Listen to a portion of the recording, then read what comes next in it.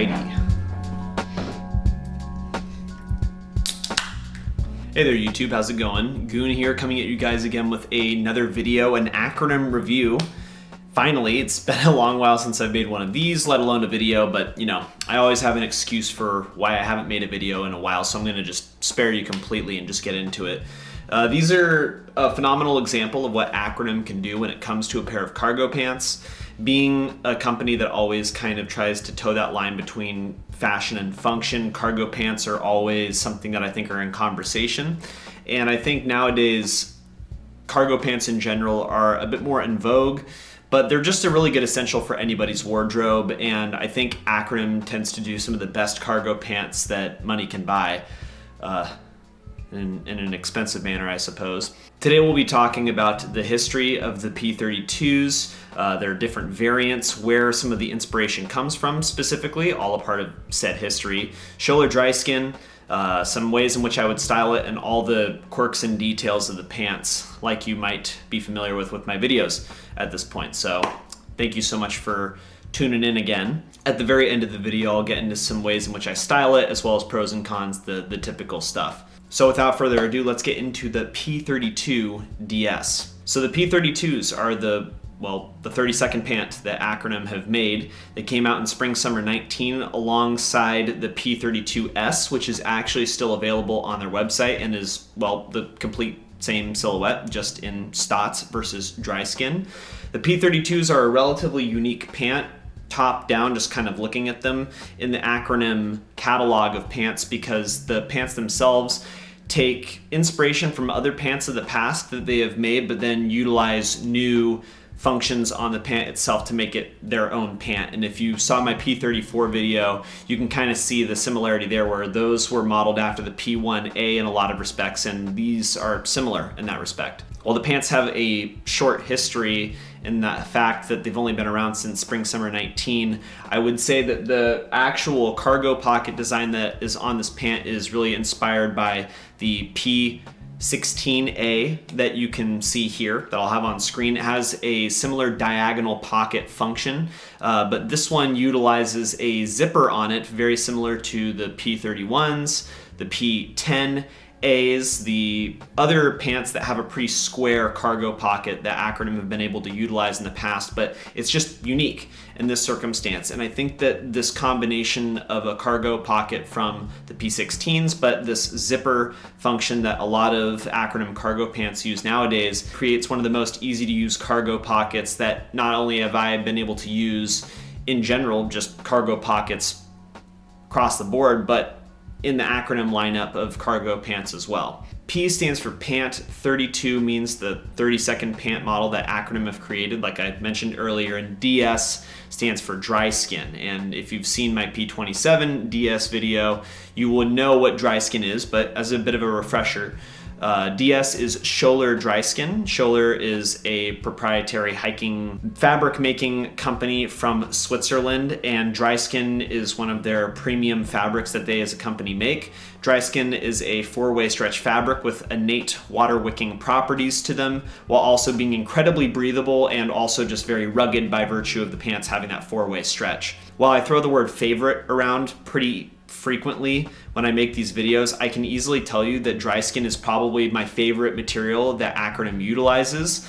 Being somebody who's in a warmer climate 80% of the year, having something that is this breathable, this rugged, and just this easy to take care of on a day-to-day basis, not only does it make me want to use these pants in more elegant and kind of refined scenarios, but also for hikes, which I've been doing a lot of during quarantine, and I think a lot of you can relate to that in some respect. Like always, I like to put up Acronym's own description of the pants, just so that you can read it and kind of get a sense of what they think of the pants themselves. So I'm going to put that up here.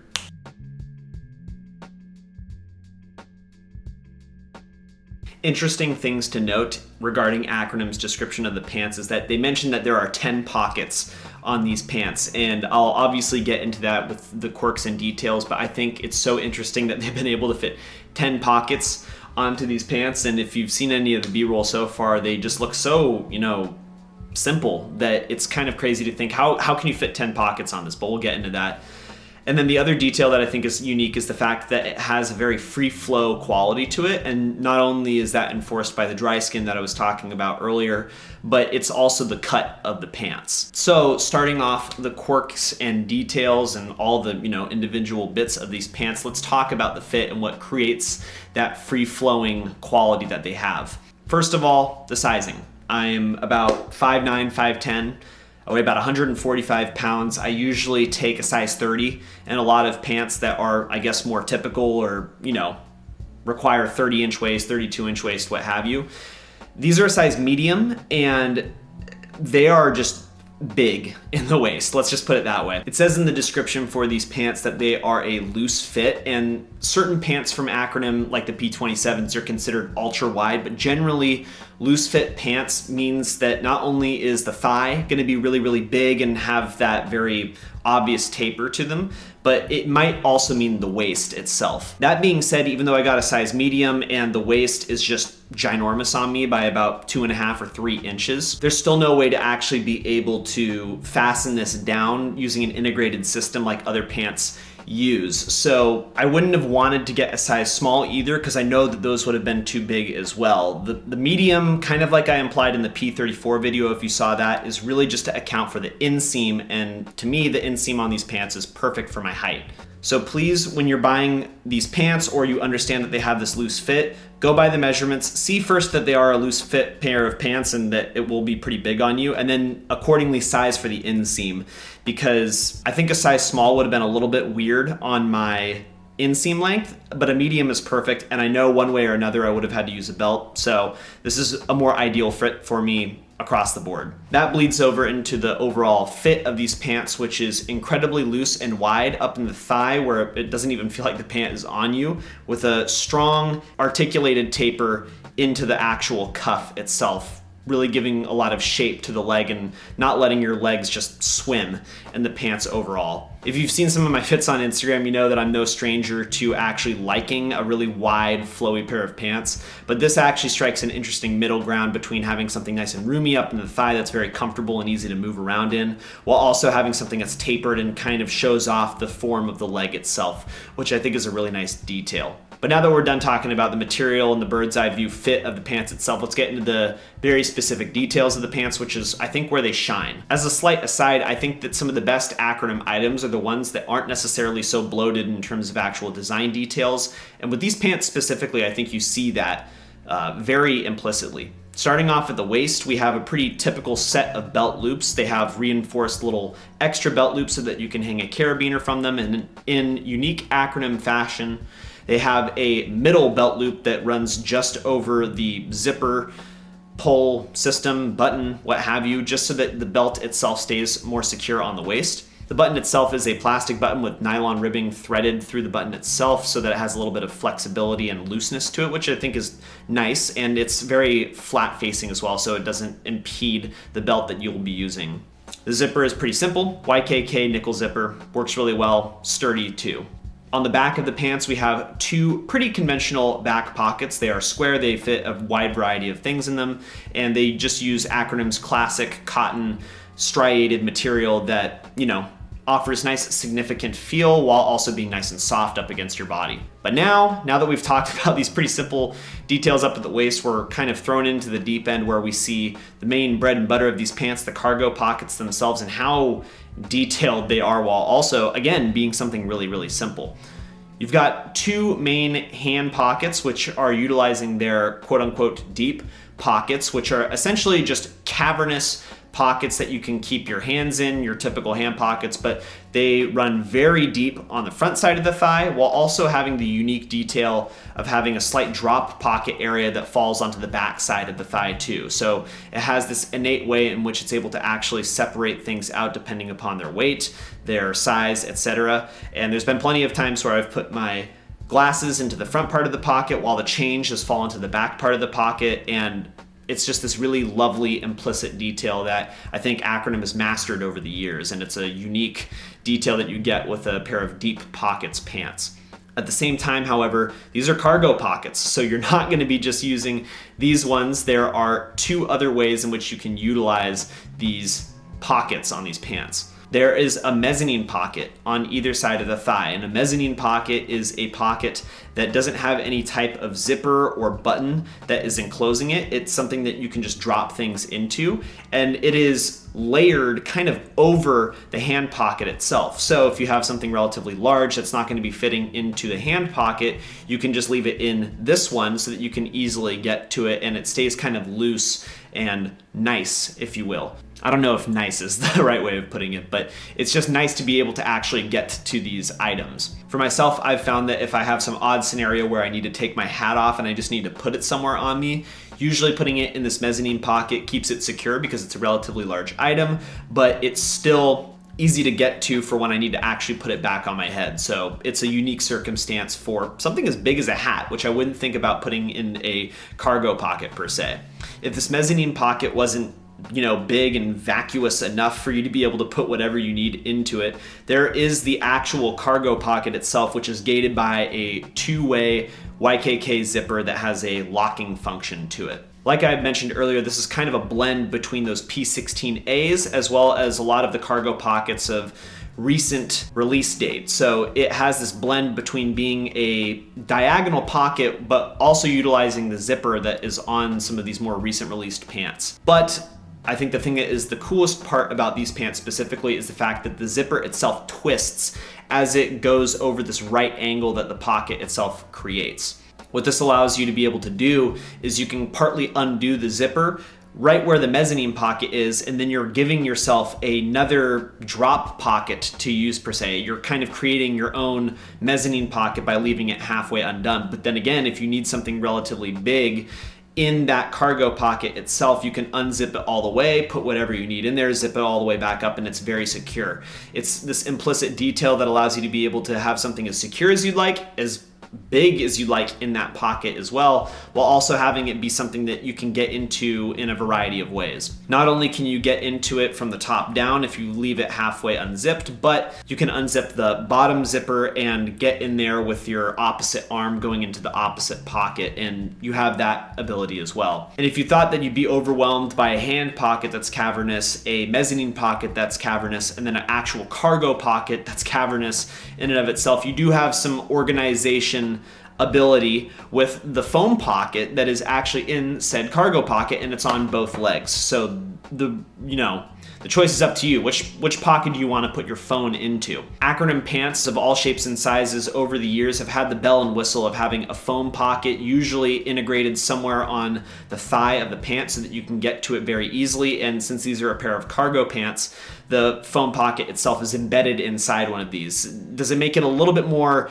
difficult to get to than one of the ones that is exposed, like my P27s? Yeah, it's, a little bit more gangly to get to it, but having it be able to stay so secured is a lovely detail, and it kind of keeps it separated from the hand pocket itself, which allows me to keep my hands unimpeded and nice up against my thighs when I use them in the normal pocket. So I'm welcome to it one way or another, even though it is, a hair gangly to get to it in the first place. Getting away from these gargantuan pockets, however, there are still plenty of details on these pants. If we look at the inside of both of the thighs, there is a slight bit of gusseting towards the upper thigh that just allow for less wear and tear on the pants and allow for a larger range of motion so that the pants don't really get all too worn out in that area specifically.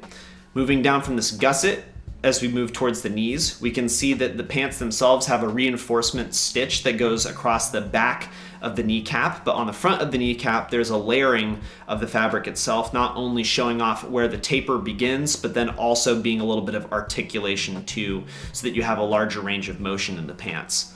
At the very bottom of the pants, we have a reinforced cuff, which just allows the pants to be able to stand up to a little bit more wear and tear in this area specifically. If it's going over the ankle portion of the shoe, if it might be under your heel, what have you, this just makes sure that the pant is a little bit more durable in that area, not so easy to fray. And if you're somebody who likes to pinroll their pants or cuff them in whatever way, this reinforcement just allows you to be able to do so in a slightly more structured manner. I think that you shouldn't necessarily be cuffing the pants, but again, it's your prerogative. Whatever you might want to be able to do, it's there for you.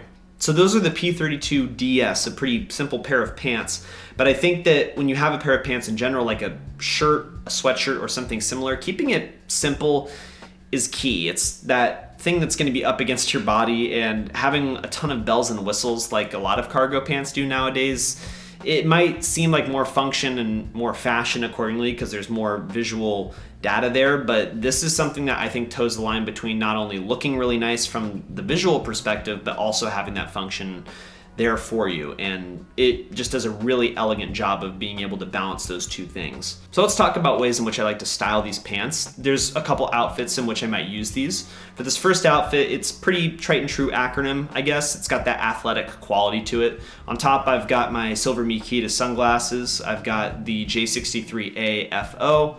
I've got the pants, and then I've got the Kiko Kostadinov Gel Kayano 14 UB1S shoes on the bottom in the red and purple colorway. I like this fit overall because this kind of has that athletic look and feel like I was mentioning earlier, while also not necessarily being super in your face.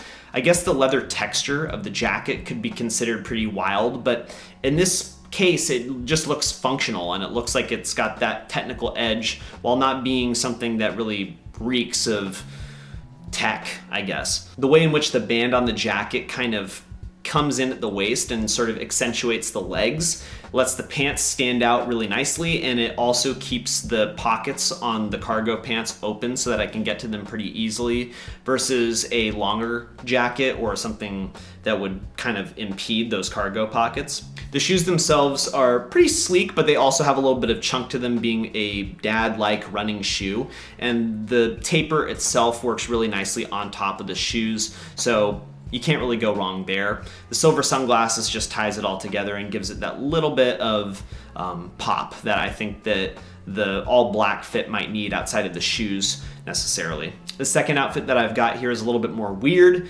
and that's something that I love about it. You guys can hate on me all you want, but I wear these pants in a variety of scenarios because I think the silhouette of them just allows for a lot of different styling possibilities. On top, I've got my Maharishi bucket hat. I've got this Bruno Magli leather jacket that has this kind of wide, boxy cut, and it's leathery, kind of like the J63A FO, but this is very much its own thing.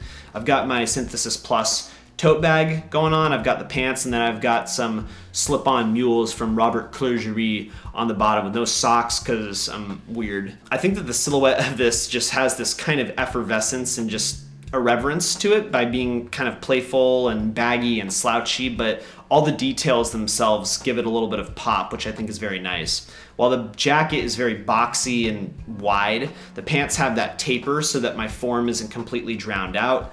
The shoes just have this playful look, and it kind of connects the leather going from the jacket to the shoes. The bag itself is a synthetic material, and I think that plays in really well with the hat, but also the pants. So there's a lot of ways in which the outfit kind of ties in with each other, but all the individual elements are very disparate, I find. I think that while there are similarities, all the outfit elements stand out on their own, and I like being able to toe that line. I think that this outfit could do with a pair of sunglasses if you need to. You can easily take the hat off and it would work just as well. And kind of in reflection, this isn't all too different from the first outfit that I did, but I think that this just kind of goes to show that you don't need to necessarily have very technical fabrics utilized on these pants. This is a pair of pants that, while they're made out of Dryskin, they can easily be utilized with more classic materials, leather, cotton, what have you, and they'll still look fine, and they don't need to be just completely stuck within a more technical looking wardrobe. So that's the details, that's the styling. Let's just round out the video with some pros and cons.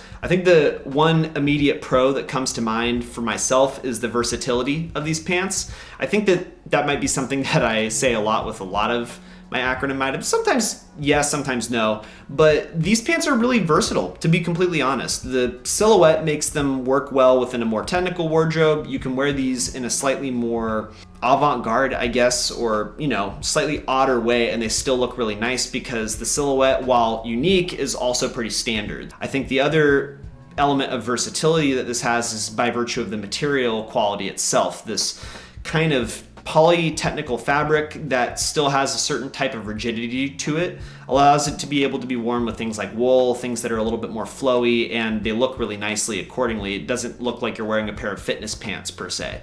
The second pro to these pants is the overall durability, and I think I might have alluded to that a little bit with the nature that Schoeller Dryskin has, and it kind of feeds into the versatility of these pants as well, but that's just it, is that I can use these pants in a more elegant or more refined situation, like going out for dinner, what have you, but I can also wear these pants on a hike, and I just love the duality that these pants have accordingly. The durability makes them not only good to be able to use these on a more rainy day and have them feel fine when they dry out in a very easy manner, but these can also be used when I go hiking, and if I run by a twig, I know that it's not going to rip these in any significant way, and I love it for that reason.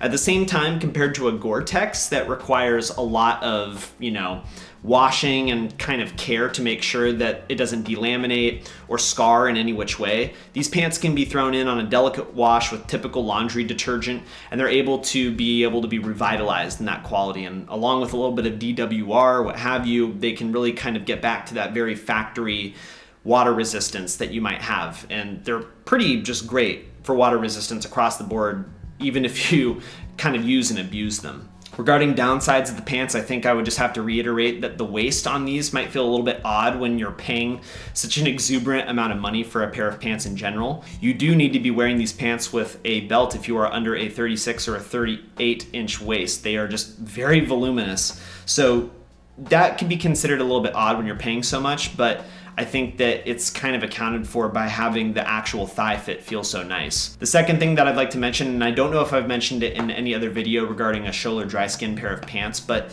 the Schoeller Dryskin itself, while very durable, lovely, what have you, it's still a synthetic material, so these pants can get kind of stinky kind of quickly based upon what you're using them for. I find that I go to wash these more often than cotton pants or things of a natural fiber. So if that's something that bugs you, the overall mustiness that a pair of pants can accrue, just be wary of that, because I've gone on these for a few hikes and they definitely smell like hike. Just something to be mindful of. So those are the P32s. What do you guys think of them?